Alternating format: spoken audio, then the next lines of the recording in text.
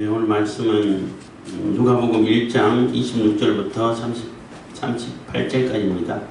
누가복음 1장 26절부터 38절까지 예수의 출생 예고라는 제목입니다. 마리아 수태 고지 이렇게도 제목을 달 수 있습니다. 예수님께서 처녀 탄생해서 어떻게 처녀 탄생이 가능하냐, 있을 수 있냐 해서 막 이렇게 논쟁이 많고, 그래서 또 창조과학회 뭐 이런 쪽에서는 실질적으로 처녀 그 번식하는 그러한 생물들도 있다. 무슨 뭐 개구리라든지 할 때 뭐 수컷이 없어도 혼자 이렇게 번식할 수 있는 그러한 생물체도 있다. 그렇기 때문에 하나님이 그걸 왜 못하시냐 해서 여러 가지 의견이 분분하고 하죠. 그리고 천주교에서는 처녀 탄생이라 할지라도 마리아의 그 유전자가 들어가면 또 마리아도 그 아담의 후손이면은 죄가 또 이렇게 있을 거 아니에요. 제가 하나님도 그 죄의 영향을 받을 수밖에 없다라고 생각해서 마리아 무엇을 또 주장을 해요. 마리아도 무죄하다. 그래야 예수님이 죄가 없게 되니까, 죄하고 상관없는 분이 되시니까. 그래서 뭐 마리아를 이제 신격화시키고 무엇을 주장하고 마리아 성천까지 이렇게 주장을 하고 했는데, 뭐 우리 개신교라고 해야 되나요? 교회에서는 그건 아니다. 마리아도 똑같이 죄인이다. 마리아도 예수 그리스도를 자기 아들이지만 예수 그리스도를 통해 가지고 구원받아야 할 대상이지 무고하다는 것은 말이 안 된다. 라고 이렇게 막 여러 가지 논쟁이 있었죠. 그렇지만 제가 요즘 우리가 이해하고 증거하고 또 얘기할 수 있는 것은 이게 과학이 발달되다 보니까 설명하기가 굉장히 편해졌어요. 굉장히 좋아졌고 편해지고, 뭐 자주 말씀드립니다만은 과학이 발달되면 발달될수록 뭐 고고학이라든지 역사학이라든지 발달되고 발견되면 발견될수록 성경이 증명이 돼요. 부정이 되는 것이 아니라 증명이 된다고. 그 과거에서는 과학이 발달되지 않은 시대 때는 이거 어떻게 이런 일이 있을까? 이건 신화다, 신화. 그래서 뭐 예수 신화다 이렇게 얘기를 하는데, 과학이 발달되다 보니까 신화 아니고 진짜네, 이렇게 있을 수 있네 라는 일들이 계속 이렇게 오히려 증명이 되는 그러한 상황인데, 그 마리아 처녀 탄생도 우리 시대에 이해할 수 있는 것은 그 대리모 개념을 적용하면은 충분히 이해가 돼요. 대리모라는 것은 실질적으로 뭐 미국에서는 대리모로 해가지고 아이가 태어나고, 그래서 그게 뭐 윤리 논쟁도 벌어지고 했어요. 실질적으로 아이가 난 그런 사례가 있어요. 대리모라는 얘기는 내 유전자하고 내 남편의 유전자하고 아무런 상관없어. 그냥 내 자궁만 빌리는 거예요. 자궁에 착상만 해가지고, 수정체를 착상만 해가지고 아이만 낳아주는 거예요. 그럼 그 엄마의 유전자 하나도 안 들어갔어. 그 여인은 처녀라도 상관없어요. 그냥 착상만 시키는 거니까.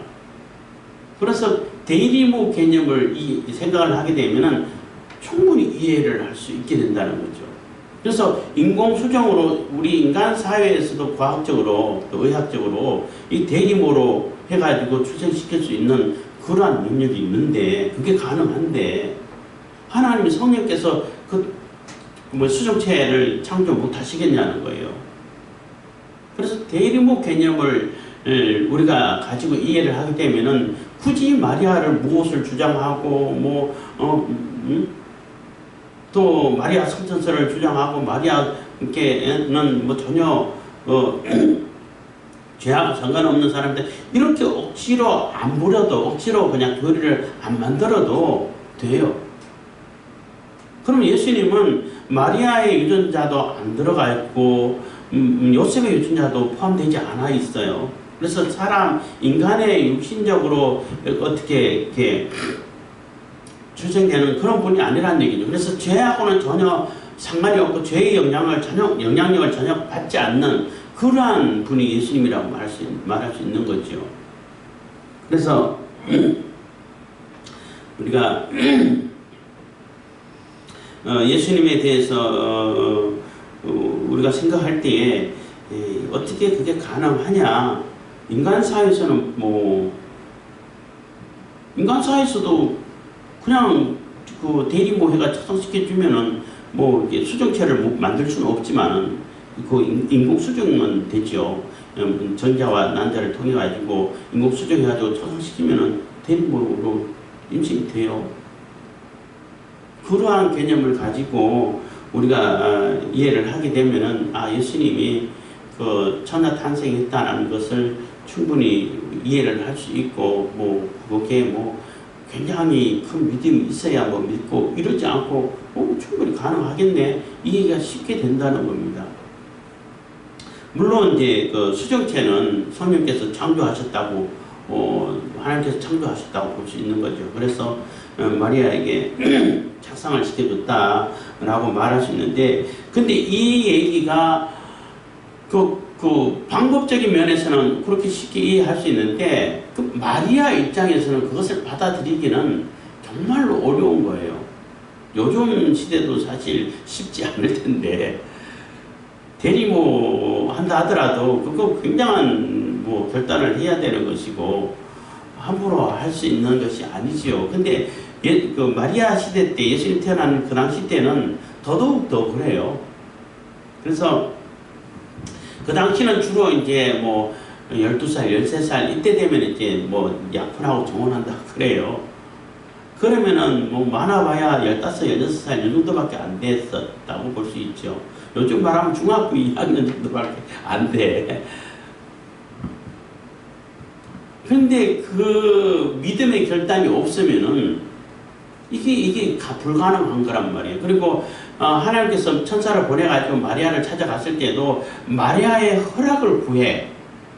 무조건 네가 선택됐으니까 너 은혜 받은 자니까 이렇게 될 거야. 네가 따라 이러지 않고 설명을 하고 또 확인을 시켜주고 또 설명을 하고 이해를 시켜주고 그래서 마리아가 받아들이도록 내가 받아들이겠습니다. 각오를 하겠습니다 하고 할 때 그때부터 이제 태기가 느껴졌다고 볼 수 있는 거죠.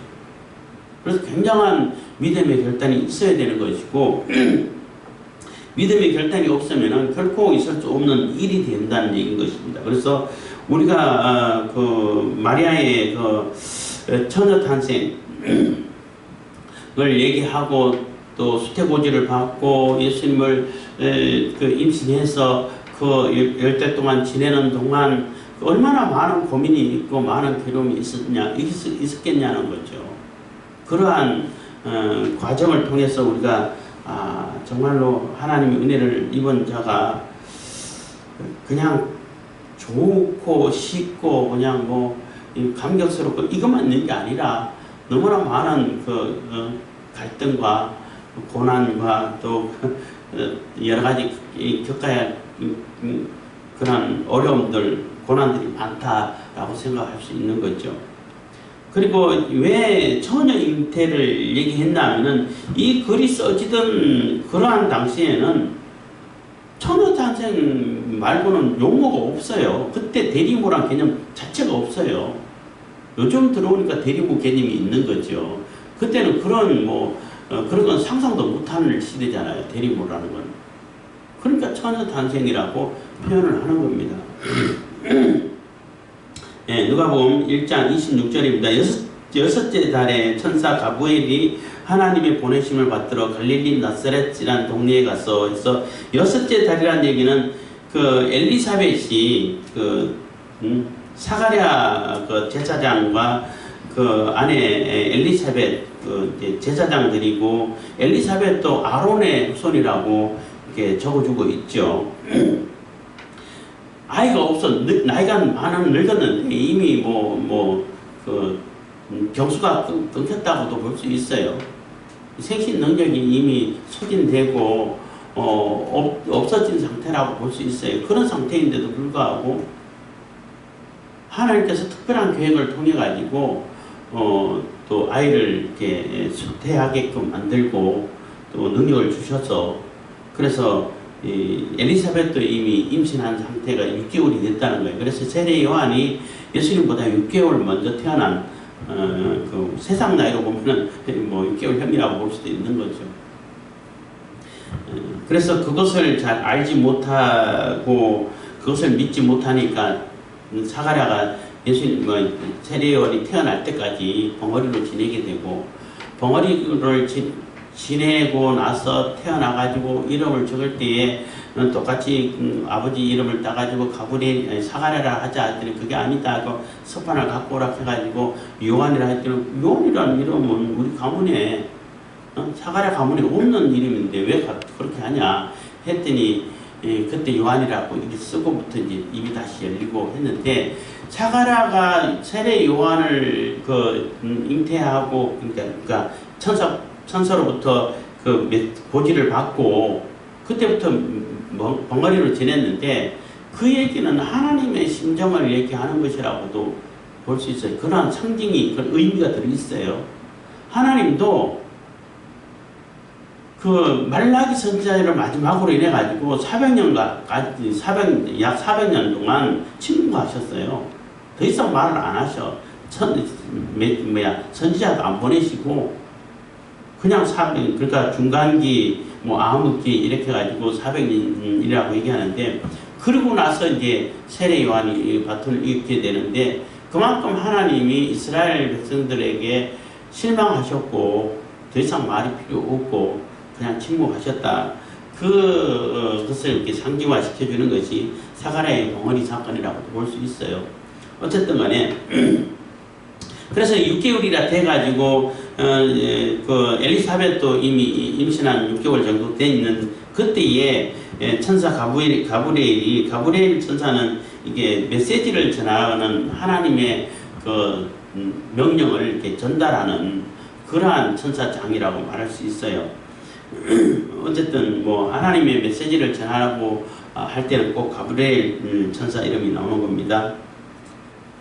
그래서 가브리엘이 하나님의 보내심을 받들어 갈릴리 나사렛이라는 동네에 가서 그래서 나사렛 동네에 가가지고 나사렛에 사는 그러한 요셉과 마리아가 정혼한 상태에 있는 마리아를 찾아갔다는 거예요. 나사렛에 살고 있고 나사렛에 살고 있다는 얘기는 굉장히 가난하게 산다는 얘기인 거예요. 그리고 마리아가 요셉하고 정혼했기 때문에 이미 정혼한 얘기를 결혼했다는 얘기하고 똑같은 얘기예요. 같이 살지만 않을 뿐인 것이지 이미 결혼한 상태고 만약에 그런 상태에서 뭐 이혼을 한다든지 이혼녀가 되는 거예요. 그 남편이 죽는다든지 아내 죽으면은 이미 과부가 되는 것이고 호라비가 되는 거 이렇게 되는 거예요. 법적으로는 이미 부부예요. 그렇기 때문에 요셉의 가문에 시집을 갔다 해야 되나? 결혼했기 때문에 이미 요셉 가문에 포함되어 있는 거예요. 왜 이런 얘기를 하냐면은 그 36절을 보면은 보라 내 친족 엘리사벳도 하는 얘기인데 엘리사벳이 분명히 아론의 후손이라는 얘기를 했단 말이에요. 그러면은 마리아하고 엘리사벳이 친족이라는 얘기를 했고 또 그 마리아가 이 수태고지를 받고 막 너무나 이게 감당하기 어려워서 그 엘리사벳을 찾아가가지고 거기서도 또 한동안 지냈단 말이에요. 몇 달간 지냈다고. 모르는 상태면은 어떻게 지낼 수 있어요? 어느 정도 알고 있다는 얘기가 되는 것이고, 물론 주석 같은 데 보면은 마리아도 다윗의 후손이다 해가지고 뭐 누가복음에 나오는 족보는 마리아의 족보다 이렇게 막 억지를 막 부리는 것 같은데 굳이 그럴 필요는 없을 것 같아요. 그래서 그러면 친족이라는 얘기는 왜냐 했으니까 뭐 조상 때에 어떤 뭐 결혼 관계를 통해 가지고 친족이 되지 않았을까 뭐 이렇게 추측을 하는 경우들이 많이 있어요. 뭐 있는데 그건 좀 너무 억지가 아닐까 이런 생각 들어요. 그래서 뭐 이렇게 뭐 엘리사벳하고 마리아하고는 사촌간이다. 뭐 이렇게도 생각하고 뭐 하는 주장하는 분들도 있고 아니다. 그냥 조상에서 그냥 가문끼리 뭐 결혼한 상태가 되다 보니까 이렇게 친족으로 이렇게 올라가 있지 않나 뭐 이렇게 얘기도 합니다만은 그것보다는 뭐 마리아도 뭐 아론의 후손이라고 볼 수 있어요. 그래서 예수님도 제사장의 직분을 갖고 계시기 때문에 그럴 수 있고, 그렇지만 다윗의 후손이 난다는 얘기는 그 마리아가 다윗의 후손인 요셉과 결혼했기 때문에 이미 요셉의 다윗의 가문에 포함되어 있는 거죠. 뭐 예를 든다면은 그 예수님 족보 중에 그 뭐 라합이라든지, 라합도 뭐 전혀 이방인이었잖아요. 근데 들어와서 예수님 족보에 들어오게 되는 것이고, 룻도 마찬가지고, 룻도 모함 여인인데 들어왔잖아요. 그래서 다윗의 조상이 됐잖아요. 그것처럼 마리아도 요셉과 결혼을 했기 때문에 그 다윗의 후손이라고 말할 수 있는 거죠. 뭐 예수님이 다윗의 후손이라고 얘기하는데 전혀 손색이 없는 것입니다. 그리고 나사렛 동네에 가가지고 메시지를 전하고 나사렛 동네에 살고 있는 마리아를 선택했다는 얘기는 뭐 하나님의 계획이 있으시고, 또 이렇게 뭐라 그럴까, 하나님의 아주 선지자들이 뭐 예언했다. 마태복음에서는 선지자들이 나사렛인이라고 칭함을 받을 것이다라고 하는 것을 이렇게 뭐 응답됐다, 그러니까 예언이 응답됐다, 응해졌다라는 그러한 메시지를 전하는데, 실질적으로 나사렛이라는 그러한 뭐 용어로 예언된 것은 없어요. 그래서 뭐 잘 모르는 사람들은 뭐 마태가 거짓말했다 그러는데 그 얘기가 아니고 뭐 그 나사렛 사람이라 그러면 굉장히 멸시받고 전시받고 무시당하고 하는 그러한 동네의 대명사가 됐는데, 그 마태복음에서는 나사렛 동네에서 예수님 태어나실 때쯤 내가 호적으로 하러 간다고 해가지고 이렇게 뭐 누가복음에 나왔나요? 하여튼 그 베들레헴으로 가잖아요. 가서 있다가 마태복음 보면은 다시 베들레헴에서 안 살고 무서워서 헤롯의 아들이 또 거기 분봉왕이 됐다는 소리 듣고 자기가 원래 살던 나사렛 동네로 가서 살게 된다고. 그 얘기는 예수님이 뭐 태어나셔가지고 또 자라기까지 만약에 베들레헴에서 그대로 자랐다 그러면은 예수님이 올바르게 자랄 수 있었을까? 수없는 암살 시도를 받게 됐을 것이고, 그 암살에 의해 가지고 뭐 주변에 있는 뭐 가족들 다 죽었을 거고, 어쩌면 예수님도 도망가지 않으면 안 되는 그러한 상황을 여러 번 맞이했을 거예요. 왜냐하면 그곳에 항상 시선이 집중되어 있으니까. 근데 나사렛 동네에 가서 살았기 때문에 거기는 정말로 은둔해서 사는 그 살기에는 가장 좋은 동네가 되죠. 왜냐하면 아무도 관심을 안 가죠. 거기에 무슨 뭐 일이 벌어지든지, 그리고 큰 동네도 아니지만은 그래도 아무런 관심이 없고 아무도 눈여겨보지도 않는 그러한 동네가 나사렛 동네예요. 그래서 심지어는 예수님 제자 나다네일도 처음 예수님 만나러 갈 때 나사렛에서 무슨 선한 것이 나겠느냐 한 얘기는, 나사렛 동네 그 자체가 너무나 무시당하고 너무나 그렇게 천시받고 아무도 관심을 갖지 않는 그러한 동네란 얘기예요. 그러니까 예수님이 거기서 자라기에 얼마나 좋은 동네가 되겠어요. 물론 가난하겠지만, 뭐 다른 도마복음이라든지 뭐 위경이라고 그러죠. 그런데 보면은 예수님 어린 시절을 막 이렇게 그려놓고 그 기록해놓은 그러한 뭐 성경이 있는데, 그게 진짜다가 아니다 이렇게 뭐 말할 수는 없는데, 어쨌든 그런데 보면은 예수님 어렸을 때부터 능력이 탁월해.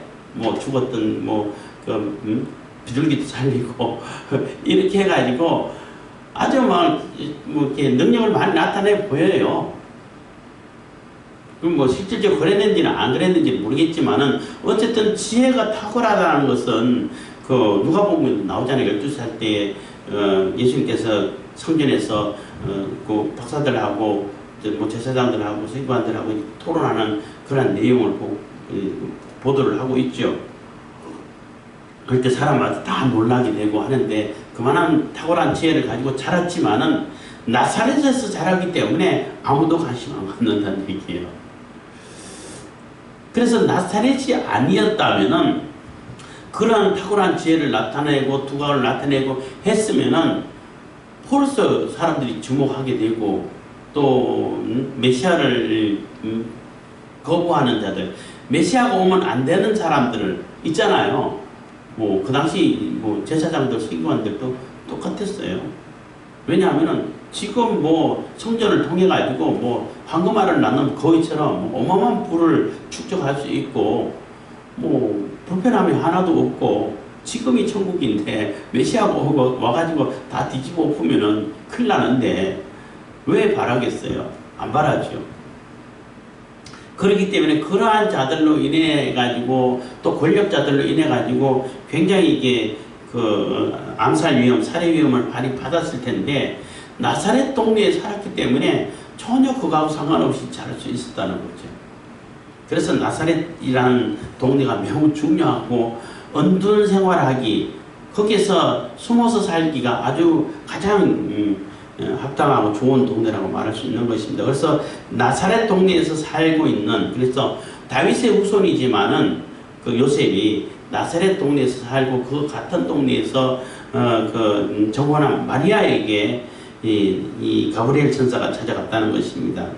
27절 다윗의 자손 요셉이라 하는 사람과 정혼한 처녀에게 이르니 그 처녀의 이름은 마리아라 해서 다윗의 자손 요셉이라는 자와 정혼했다는 것이 중요한 거예요. 그래서 다윗의 후손이 되는 겁니다. 뭐 우리나라에서는 뭐 그렇게 복잡하지 않지만 유대인들의 그 결혼 풍습은 굉장히 복잡해요. 복잡하고 절차가 많고 까다롭기도 하고 그래서 약혼이 있고 정혼이 있고 결혼이 있고 이렇게 되는 거죠. 그 요즘 뭐 개혁 개정판이라든지 성경 보면은 그냥 약혼으로 표현하는데 정혼이라고 표현해야 돼요. 왜 그러냐면은 약혼하고 정혼하고 다르거든. 약혼은 그냥 약속이고 약혼했다고 해가지고 부부 사이로 법적으로 인정되는 것은 아니거든요. 그렇지만 정혼은 부부 사이로 인정돼요. 그리고 약혼하고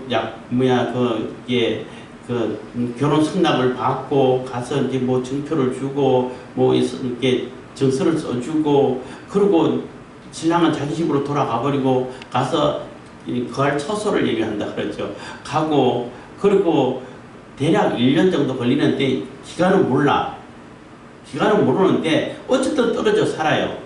그런 동안에 신부는 그 증표를 잘 보관하면서 신부 수업을 하게 되고 그 신랑이 되는 그 가풍이 어떤지 그런 신부 수업을 하게 되고 신랑은 거기서 신부를 데리고 와가지고 같이 살 수 있는 처소를 준비하고 있어 집을 짓기 시작하고 있는 거예요.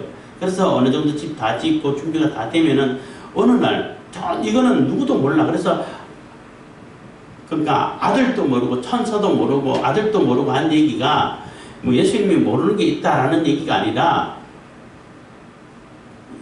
뭐 설명하다가 시간 다 갔는데 모르는 것이 있다는 얘기가 아니라 이게 결혼 풍습하고 관계된 얘기인 거예요. 그래서 아버지만 알고 그 아버지가 어느 날 신랑을 불러서 와라. 그래서 신부를 데리고 와라. 그러면은 그 신랑은 또 이렇게 이제 그 신부 집에 또 친구를 보내는 거죠. 보내가지고 오늘 중으로 이렇게 데리러 간다라고 하면 오늘 언제 가는지는 몰라.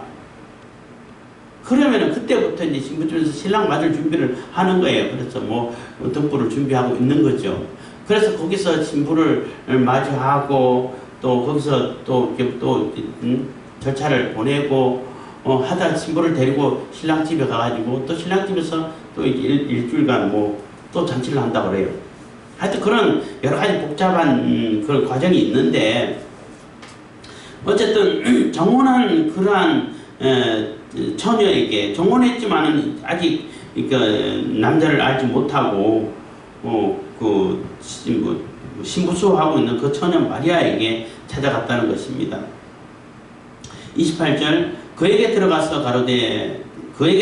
가로되 은혜를 받은 자여 평안할지어다 주께서 너와 함께 하시도다 하니. 그래서 그가 그에게 들어가서 가로되 은혜를 받은 자여 평안할지어다 주께서 너와 함께 하시도다 하니 처녀가 그 말을 듣고 놀라 이런 인사가 어찌함인고 생각하며. 그래서 마리아 입장에서는 너 은혜 받은 자야 이렇게 하면 내가 은혜 받은 자야 이렇게 가난하고 무살고 총구석에 그냥 아무도 관심 없는 이런 동네에 사는 사람이 무슨 은혜를 받아, 이런 상태라는 얘기예요. 심정이라는 얘기인 거예요. 그래서 은혜를 받은 자라는 얘기는 너 선택받았다는 얘기예요. 하나님께서 쓰시기 위해서, 대리모로 쓰시기 위해서 너를 선택했고 너가 선택받은 존재라는 얘기예요. 그래서 은혜를 받았다는 얘기를 하는 것입니다. 그래서 은혜를 받은 자의 평안할지어다, 두려워하지 말고 평안을 받으라는 얘기, 평안하라는 얘기인 겁니다. 주께서 너와 함께 하시도다. 그래서 하나님이 너와 함께 하시고 너를 하나님께서 대리모로 선택했다는 거예요. 그러니까 마리아 입장에서는 이거 무슨 얘기지? 내가 무슨 은혜를 받아? 아직 대리모 얘기는 마리아는 생각하지 못하죠. 내가 은혜를 받았어. 무슨 은혜를 받아? 이렇게 못 살고 가난하고 그냥 하루 살기도 어려운 이런 상황에서 무슨 은혜를 받아? 그것은 무슨 얘기지? 이렇게 생각했다는 것입니다. 30절 천사가 일러 가로되 마리아여 무서워 말라 내가 하나님께 은혜를 얻었느니라. 그래서 천사가 나타나고 하나님께 은혜를 입었다고 그러고 하니까 사실 하나님에 대한 두려움이 있죠. 하나님의 사자만 봐도 눈으로 보게 되면은 죽는다는 이런 얘기도 있어 왔고 했기 때문에 당연히 두려워하죠. 그래서 두려움이 있었는데 두려워하지 말라고 평안을 이렇게 얘기를 하고 있는 것입니다. 그래서 네가 하나님께 은혜를 얻었느니라. 그렇게 하나님께 은혜를 얻은 그 결과, 하나님께 선택받은 그 결과 31절입니다. 보라 내가 수태하여 아들을 낳으리니 그 이름을 예수라 하라. 그래서 그것까지도 이해가 안 갔는데 더 이렇게 충격적인 얘기를 듣는 거예요. 네가 수태해서 아들을 낳으리니 그 이름을 예수라 하라 해서 네가 임신할 거야. 예? 무슨 얘기예요? 이해를 할 수 없는 거죠.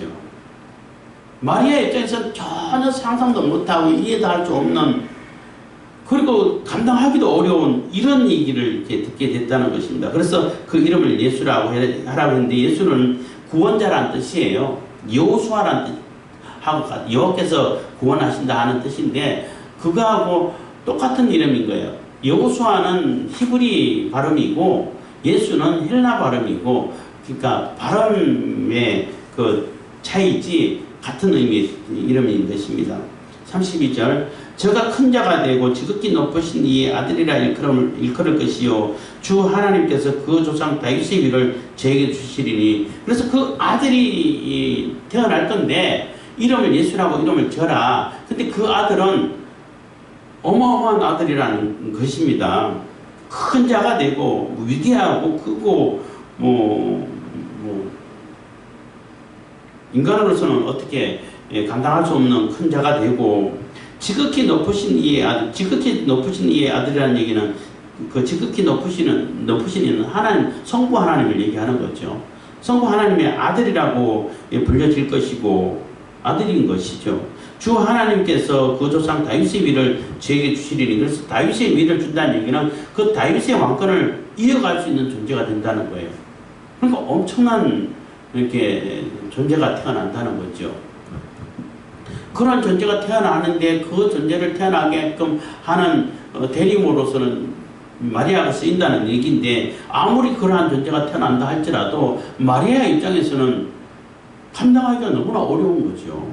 그래서 이해도 안 가고 33절입니다. 영원히 야곱의 집에 왕노릇 하실 것이며 그 나라가 무궁하리라. 그래서 야곱의 집에 다윗의 왕위가 이어진다는 얘기를 다시 반복해야 하는 것이고 그 나라가 끊어지지 않는다는 거예요. 영원하다는 얘기인 겁니다.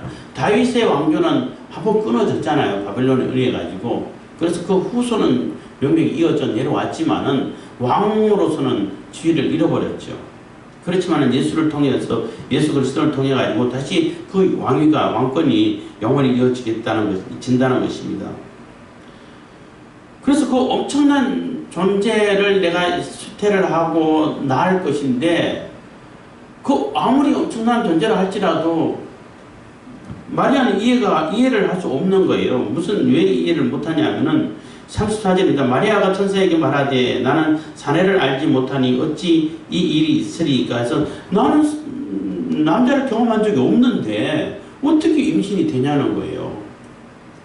그 이사야서에서 처녀가 잉태하여 아들을 낳을 것이니 그 이름을 임마누엘이라 하리라 했는데 그때 처녀란 얘기는 젊은 여자란 뜻이에요. 그래서 젊은 여자다.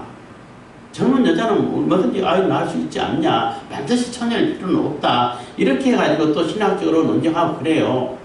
근데 처녀도 포함되죠. 젊은 여자에는 처녀도 포함되는데 처녀라는 단어가 따로 있는데 왜 젊은 여자라고 썼냐 해가지고 의견이 분분하고 있는데 어쨌든 간에 처녀예요. 왜냐하면은 마리아가 자기 스스로 고백을 했잖아. 나는 사내를 알지 못한다. 남자 경험이 없다. 처녀란 얘기죠. 그래서 처녀가 잉태하여 그 예언이 이렇게 응해지는 그런 상황이라고 말할 수 있는 거죠. 나는 자네를 알지 못하는데 어찌 이런 일이 내가 임신한 일이 있을 수 있냐는 것입니다. 35절 천사가 대답하여 가로되 성령이 네게 임하시고 지극히 높으신 이의 능력이 너를 덮으시리니 이름으로 나실 바 거룩한 자는 하나님의 아들이라 일컬으리라 해서 하나님의 아들이야. 성령께서 하시는 일이야. 성령으로 잉태됐다 하는 표현을 쓰지만은 성령께서 그 수정체를 창조하셔가지고 착상만 시켜준다는 얘기야. 너는 대리모 역할만 하면 돼 하는 얘기가 된다는 거예요. 36절입니다. 보라 내 친족 엘리사벳도 늙어서 아들을 배웠느니라. 본래 수태하지 못한다 하던 이가 이미 6달이나 되었나니. 그래서 봐라 내 친족 엘리사벳도 늙어서 애를 못 낳고 그동안 애가 없었기 때문에 못 낳았지만 이미 늙어가지고도 날 가능성도 없었는데 이미 그 임신해서 6달 되지 않았냐. 이 얘기는 마리아도 알고 있다는 얘기잖아요. 마리아 전혀 모르는 상태면은 이 얘기를 해봐야 무슨 소용이 있겠어요. 마리아도 자기 친족 엘리사벳이 나이가 많이 들었는데 그때 천사가 고지했던 어쨌든 간에 전혀 그 할머니 된 나이인데도 벌써 수태를 해가지고 6달이 됐어. 마리아도 알고 있다는 얘기예요. 그러니까 마리아는 이제 조금씩 이해를 하게 되죠. 이게 하나님께서 하시면 되는구나. 이게 조금씩 이해가 가는 상태라고 볼 수 있는 것입니다. 37절 대제 하나님의 모든 말씀은 능치 못하심이 없느니라. 그래서 하나님은 능치 못하실 일이 없다는 거예요. 하나님은 모든 것이 가능하다는 거예요. 그래서 하나님이 수정체를 창조하시는 거 그게 어렵겠어요?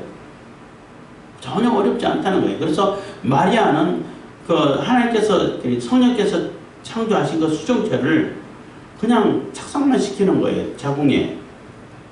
그래서 하나님께서 모든 것이 가능하는데 그게 불가능하겠냐라고 할 때 마리아의 고백이 아주 중요하죠. 마리아가 가로되 주의 계집종이 오니 말씀대로 내게 이루어지이다 하며 천사가 떠나가니라 해서 그래서 그렇게 설명을 해주고 이해를 시키고 하나님께 특별히 너를 선택해 가지고 너에게 대리모 역할을 맡기겠다.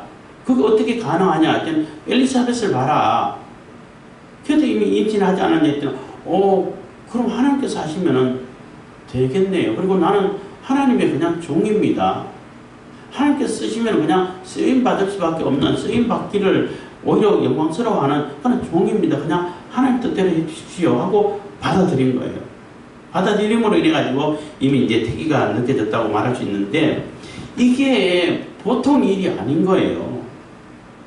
마리아가 받아들였지만은 그 다음부터 일어날 일은 너무나 감당하기 어려운 일들이 벌어지는 거죠. 그래서 그 얘기를 듣고 39절부터는 마리아가 뭐 감당하기 어렵잖아요. 너무나 충격적이잖아요. 그래서 이해할 수 있는 존재는 그 사람들 중에서는 엘리사벳밖에 없는 거예요. 왜냐하면 엘리사벳도 하나님의 천사의 고지를 통해 가지고 하나님의 능력으로 또 뭐 생식 능력을 회복 받아가지고 수태를 한 상태이기 때문에 그것을 이해할 수 있는 그 서로 이렇게 그 마음으로 그 주고받을 수 있는 심정이 통할 수 있는 그러한 사람은 엘리사벳밖에 없어요.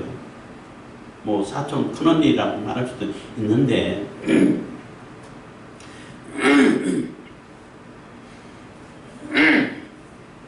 킹 제임스 버전이라고 해가지고 그 영어 버전이 있는데 번역성이 있는데 거기는 엘리사벳과 마리아가 그 사촌이라고 사촌 관계라고 나온다고 얘기는 들었어요. 제가 직접 읽어보지는 않았지만은 어쨌든 들어갔는데 이게 너무나 감당하기 어렵기 때문에 그리고 그 당시는 정혼 관계에 있는데 또 뭐 불륜을 저질러서 임신해 오면은 돌에 맞아 죽어요. 그래서 요셉은 어인이 그 너무나 착하고 마음이 선하다 보니까 조용히 끊으려고 그랬다고. 그래서 하지 말아라. 그 성령으로 잉태된 것이니까 너무나 걱정하지 말고 데리고 오는 걸 두려워하지 말아라. 이렇게 해가지고 들어왔는데 그 다음부터는 요셉이 다 책임지는 거예요. 요셉이 다 책임질 수밖에 없는 거예요. 그래서 가만히 끊는다는 얘기도 사실 요셉은 그냥 공개적으로 해가지고 그 마리아가 그냥 돌이 말았다 죽도록 내버려둬도 전혀 그냥 사람들에게 욕을 안 먹어요. 그게 당연한 것이고 그 율법으로서는 오히려 그것을 의를 지키는 것이라고 말할 수 있어요. 근데 그 마리아를 살리고 싶은 거야. 그래서 조용히 끊으면은 사람들이 생각할 때 저 요셉은 마리아 임신시켜놓고 이혼해? 그래서 요건 요셉이 다 먹는 거예요. 마리아를 살리려면은. 그래도 조용히 끊으려고 생각했다는 거죠. 어쨌든 간에 그 요셉이 보호를 안 해주면, 그러니까 정혼한 여인이 아니면은 살 수가 없어요. 그냥 그냥 그 정혼한 상태도 아니고 약혼한 상태도 아닌 그러한 처녀가 임신했다 그러면은 그냥 공개 처형 받는 거예요. 돌에 맞아 죽는 거예요. 예수님이 태어날 수가 없어요. 그래서 정혼한 여인을 찾아간 거죠. 마리아를 선택했다는 것입니다.